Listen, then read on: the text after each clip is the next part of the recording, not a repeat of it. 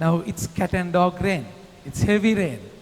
I don't know whether I'm audible enough, but then yet, so even above nature, above all the circumstances, all your problems, all your Goliaths that you're facing, His power is above everyone and everything. And He's the sovereign God. He has all the authority, and with that mighty authority, He can conquer, He can control everything in the world. So that's exactly where in the storm, that's Saturday's reading, today reading. In the storm, He just rebuked the storm, rebuked the sea, rebuked the wind, because He's the one, He's the omnipotent God. He's capable of anything. And we have to live in that power. But then remember, the word, you will not just get that power. You have to be connected. If you abide by His law, abide by His word, if you are properly connected, only you will get that power. Otherwise, we will be nobodies. We are useless, my dear friends. So, this is the St. Mark's Gospel.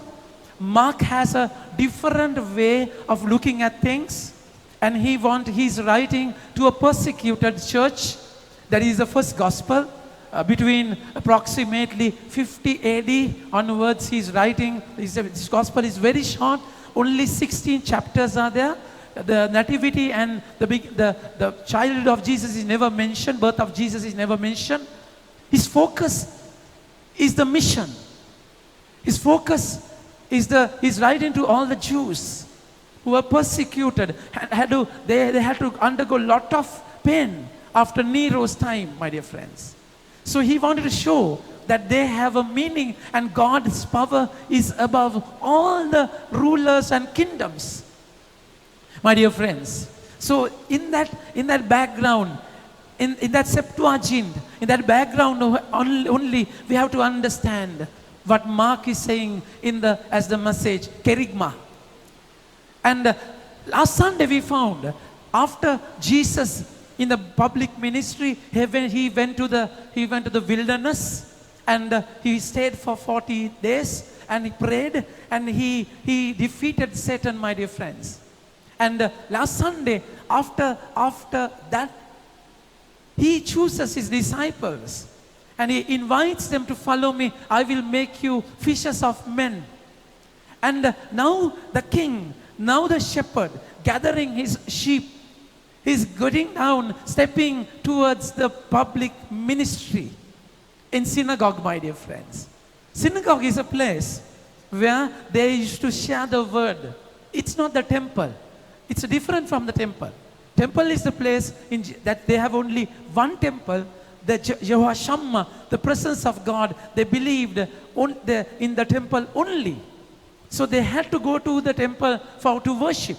But then Sabbath day, it's not a Saturday, it's not a Sunday. For them, the Sabbath day is a Saturday. So exactly, we are gathered now in the Sabbath day. And my dear friends, then in the Sabbath day, they used to come together, all the Jews, and they used to get a scroll, a word of God, and the main person in the sanctuary, my dear friends, and the synagogue, the main person gives a scroll, and the chosen person read the scroll and explain it. That person is not a high priest or a high priest. That person should not be a teacher of law. That person can be an ordinary person in that community. So Jesus goes there. Jesus is a carpenter, and his father is a carpenter. He's an ordinary person, came from Capernaum, came from Nazareth, my dear friends. So what they believed, from Nazareth, nothing significant can come. So Jesus was a simple, ordinary person.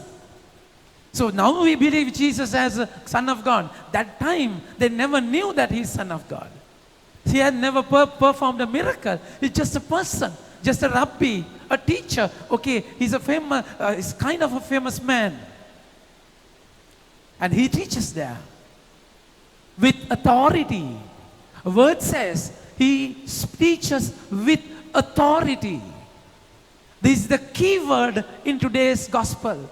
The whole message, authority. Jesus did things with authority. My dear friends, think about our lives. We are invited to live a life with authority. Authority which comes from the word author. Author means you have it. You are the author. You just don't imitate. It's yours. You are the heir. You own it. It belongs to you. So all the teachers of the law borrowed something from the scrolls and just taught them. They didn't have it in their flesh and blood. But then Jesus spoke with authority. He's the author. Authenticity. My dear friends, our lives are just fragile. Our lives just wavering. And we don't have that authority in life. And Jesus, in his ministry, the secret is that authority. From here, where he gets this, the authority, my dear friends, he's not a slave. He's not a servant.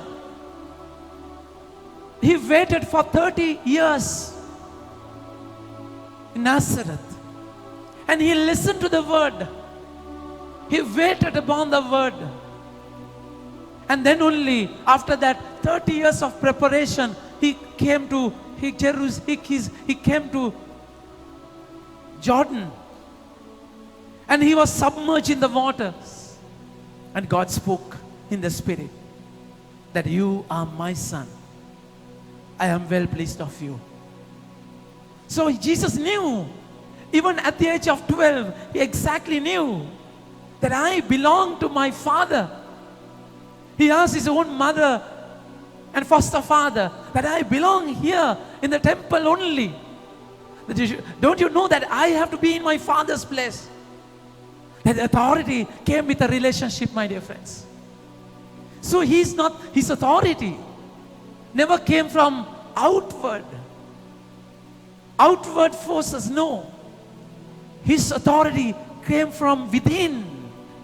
All the Pharisees, high priests, of course, the attire, the way they walk, they demand for respect.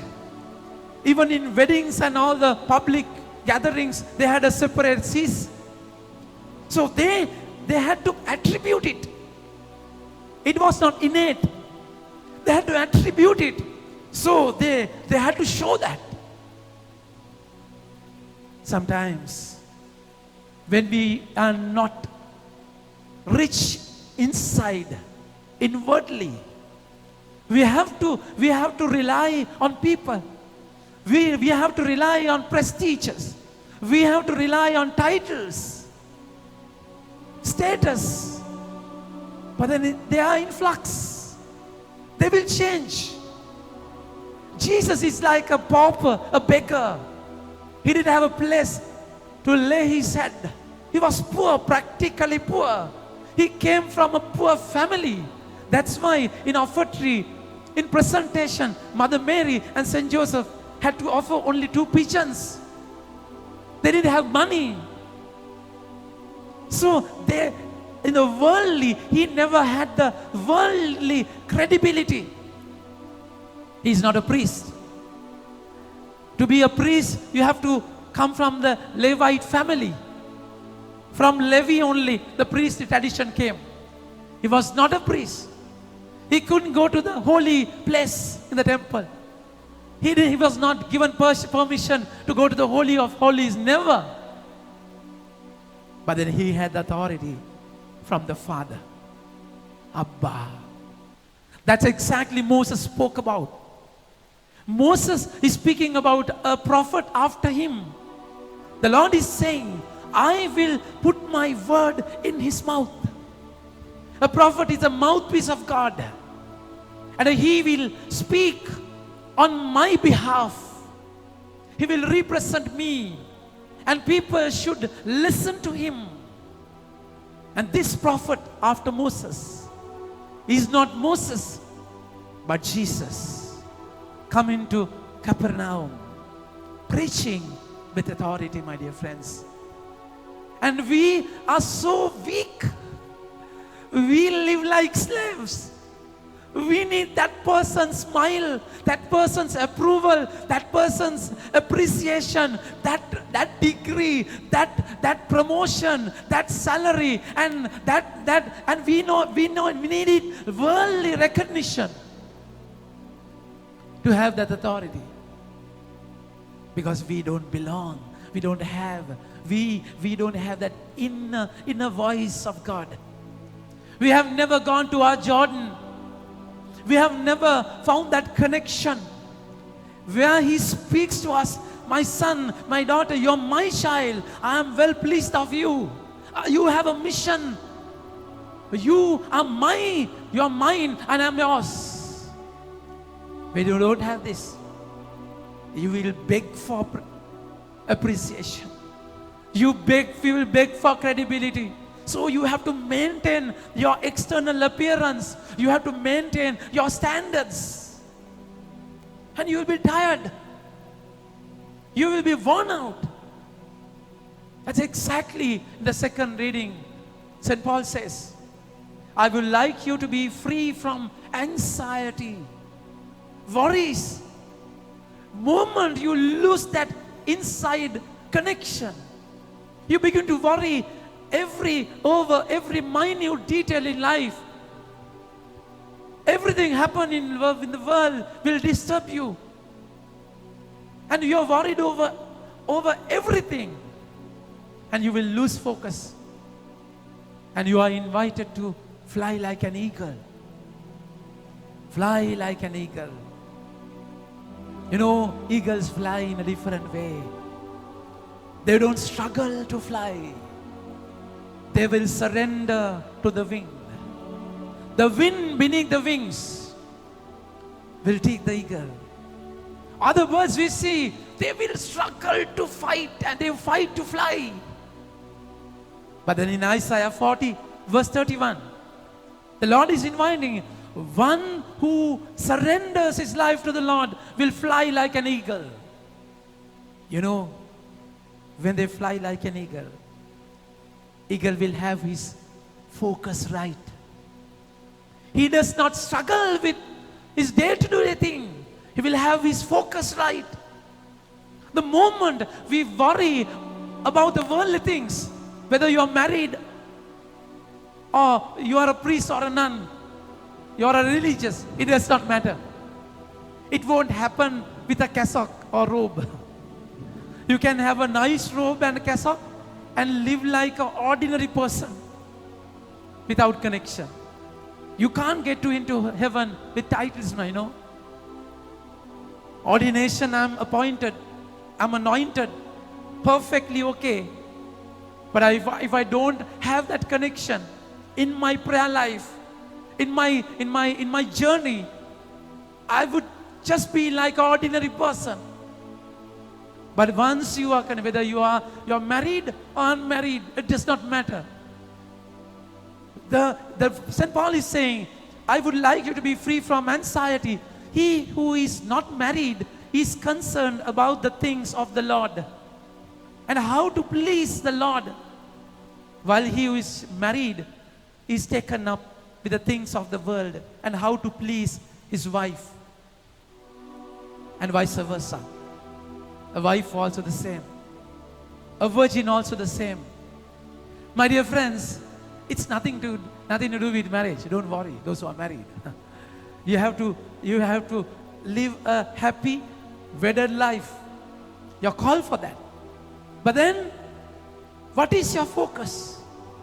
Is your focus flesh, carnal desires? Is your focus, is your property, your job? You know, are you engrossed with the world? If you are engrossed here, you will lose the meaning. The Lord is saying, St. Paul is beautifully saying, I say this for your own good.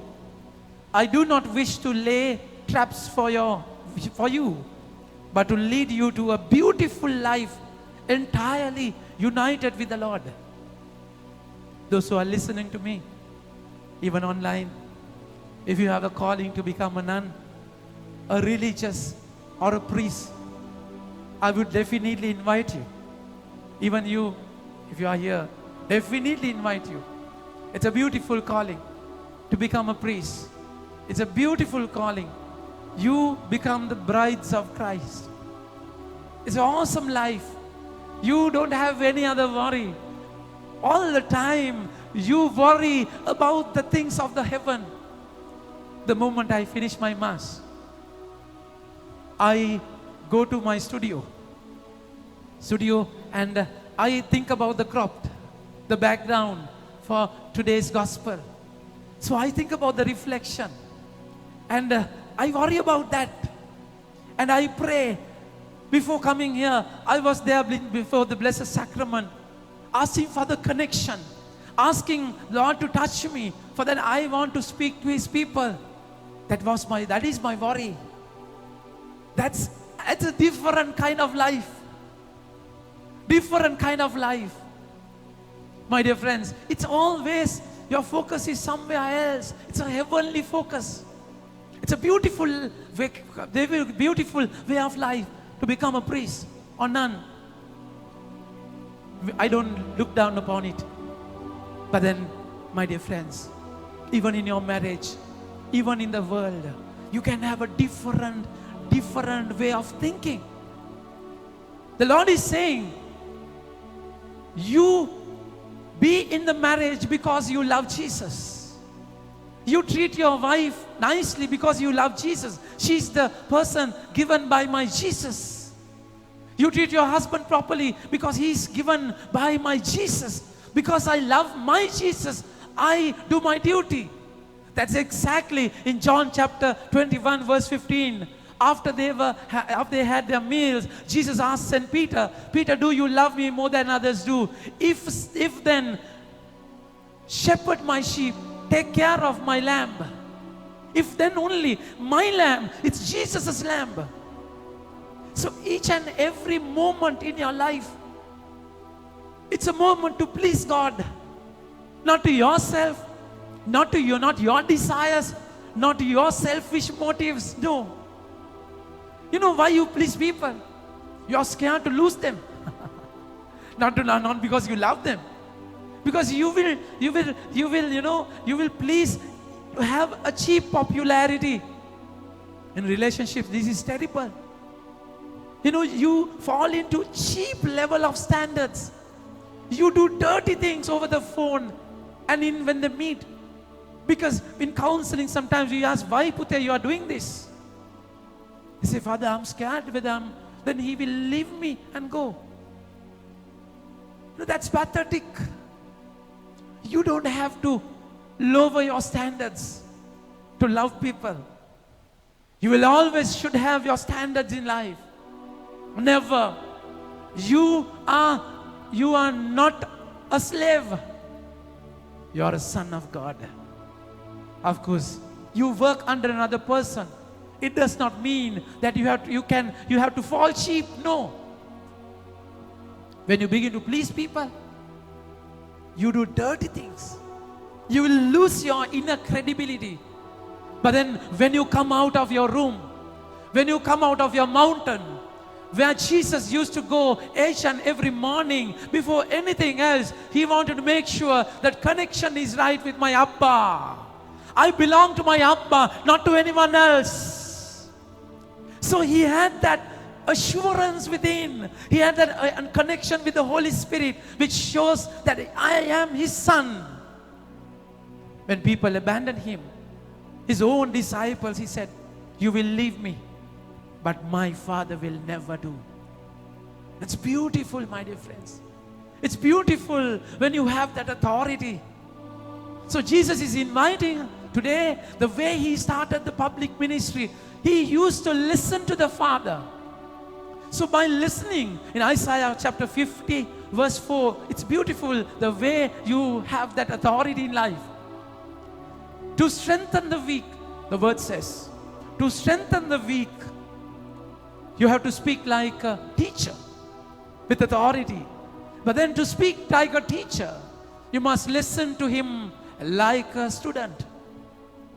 Each morning he will wake you up for that. That's how you get the authority. As a mother, as a father, you have to have that authority in life. Sometimes you don't have that authority. Children they don't listen to you. You don't have that credibility, weight in your words. Why? Because you live in double standards. You have not given yourself to him completely. You are not properly connected. Then you speak in air. You don't have that authority within you. My dear friends, in synagogue, people with evil spirits, they are not permitted to come. Not even sick people. But then when Jesus was speaking, a person with an evil spirit came up. He must have been there in all the Sabbaths, But then he was comfortable. Evil spirit, there was no one to challenge that evil spirit within that person. That spirit was never stirred up, provoked. Jesus never spoke to the evil spirit. The way he just spoke, the way he spoke, the way he acted, he had the credibility. There is no dichotomy, contradiction in his life with the words and actions. He was so compromised within. He was so connected within to the Father. He spoke the words exactly what Father spoke to him, and he lived by that word he spoke. Evil spirit couldn't stand. Evil spirit is a person, a nature, a divided nature. Satan comes to divide you where Jesus came to unite you. So there's a dichotomy, a separated double standards within. You do what I don't want to do. There is this spiritual paradox inside of you. My dear friends, once Jesus was speaking, he could stand there. He shouted. This is the Markan message, my dear friends. He shouted and said, see the words, what do you want with us, Jesus of Nazareth? Have you come to destroy us? What business you have with us? We don't have anything to do with you. You are God. You are the sovereign one. We don't have anything to do with you. But then have you come to destroy us? But my friends, the devil, the evil one is saying, we don't have anything to do with you. Then with whom they have business? With you and with me. So with whom you have business? With whom you deal with your life with? In catastrophe, in problems, you wail and run to despair. That's the land of evil one. In your success, you will climb the mountain of pride. That's the reign of evil one. You will reject pain. That is the method of evil one.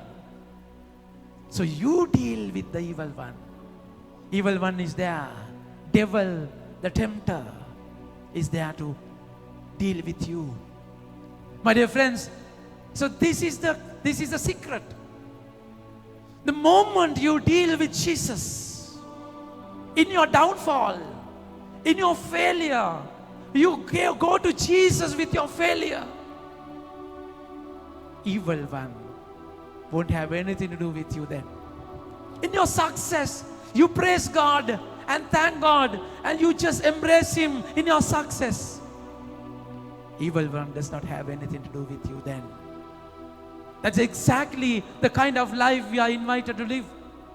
That's exactly the way of life that we are beckoned to live. Everything you deal with Jesus, because you are His son and His daughter.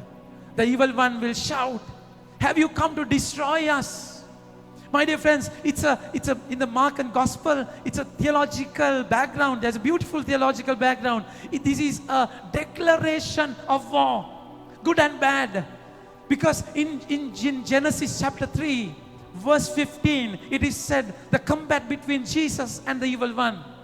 After falling of Adam and Eve, God says, he will crush the head of the serpent.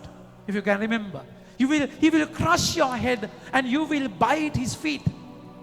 So it's a fight. You know, when you crush a serpent, serpent won't stay. He will come entangled in your feet and you will bite it. It's a fight, spiritual warfare. So all the time, devil was comfortable. Now the warrior has come. The Lion of Judah has come. Jesus, the King, has come to crush the head of serpent. But then he has to pay a price for that. The Satan will bite his feet. That is the pain, that is the cross, that is the death, that is the blood that Jesus has to shed for the victory. So it's a persecuted church. St. Mark is saying, if you want to fight that battle with Jesus, there would be a price for you to pray. Pay in that war field. So pain is a part of your life. Jesus will rebuke the Satan and say, shut up. Keep your mouth shut. Don't speak. I don't want your promotion to tell the world that I am Son of God. I have to go through the difficult, the narrow path. I have to allow me to be killed in a cross, in a death despised way. People should know me by the way I suffer. As a centurion saw Jesus suffering and said, he's Son of God. That's where we call this Mark and secret. St. Mark always show, Jesus will always say, don't tell, don't promote me, shut up, don't speak about me. I don't want your promotion. And Jesus has won the victory for us. So he is beckoning us, calling us to live a life with authority. Be connected to him completely. Always listen to him. Do everything in that connection. God will lead you beautifully. You will go through pain, hazard, terrible things, in darkness, in valleys, waters and fire. He will definitely be with you. Don't worry, because he has won the battle for you. He's victorious God, and you have the power, power of God, because you are a son and daughter of God, my dear friends.